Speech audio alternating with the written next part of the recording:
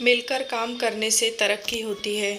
दुनिया में जो तरक्की हो रही है या देश में कोई तरक्की करता है तो उसे ज़रूर देखना चाहिए, चाहे घर की टीम हो या बाहर लोगों की मिलाकर बनाई हुई हो। जहाँ-जहाँ अच्छे समूह बन गए हैं, वहाँ-वहाँ तरक्की हो गई है। ऐसा ही देखा गया है।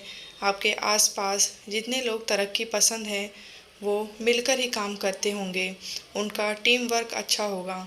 एक परिवार था, वो गरीब था, खाने को कुछ नहीं था। काफ़ी सोचा कि काम मिले मगर काम नहीं मिला। 2 बच्चे थे, बीवी थी।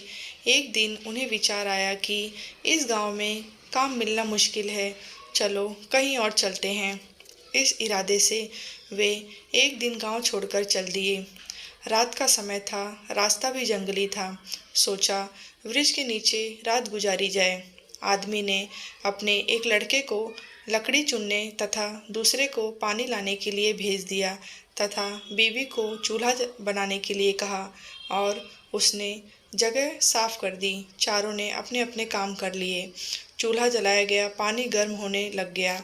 वृक्ष के ऊपर हंस रहता था।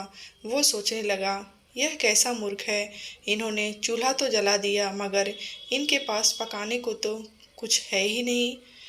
हंस ने उनसे पूछा, तुम्हारे पास पकाने को क्या है? वो आदमी बोला, तुझे मार के खाएंगे। हंस बोला, मुझे क्यों मारोगे? आदमी बोला, हमारे पास ना पैसा है ना ही सामान, तो क्या करें? हंस सोच में पड़ गया। इन्होंने चूल्हा भी जला लिया है, बस कर्मशील है, मुझे तो यह खा ही जाएंगे। तो हंस बोला, अगर मैं आपको धन दे दूं तो मुझे छोड़ दोगे? घर का स्वामी बोला, हाँ छोड़ देंगे। हंस कहने लगा, मेरे साथ चलो, मैं तुम्हें धन देता हूँ। हंस उनको थोड़ी दूर ले गया और चोंच से इशारा किया और कहा कि यहाँ से निकाल लो। उन्होंने गड्ढा खोदा और वहाँ से धन निकाल लिया।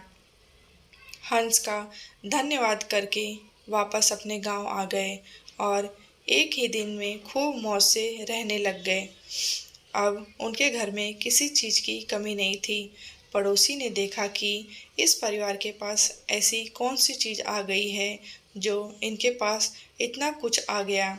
उसने छोटे लड़के को बुलाकर सारी बात पूछ ली कि पैसा कहाँ से आया है। उनके भी 2 बच्चे थे। उन्होंने भी ऐसी योजना बनाई और चल दिए। उन्होंने भी उसी वृक्ष के पेड़ के नीचे डेरा लगा दिया।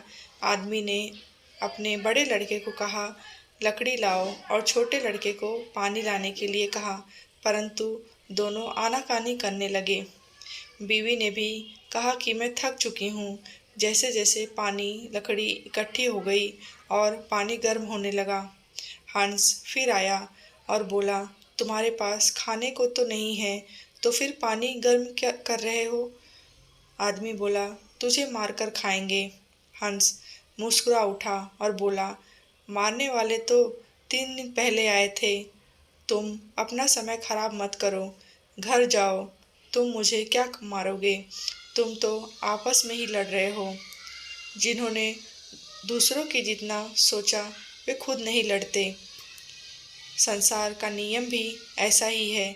जिन लोगों ने तरक्की करनी है वे मिलकर चलते हैं और आज भी संसार में उन्हीं का बोलबाला है। जो आपसी तालमेल में रहते हैं वे ही समाज रूपी हंस को जीत सकते हैं। यह कहानी आपको कैसी लगी?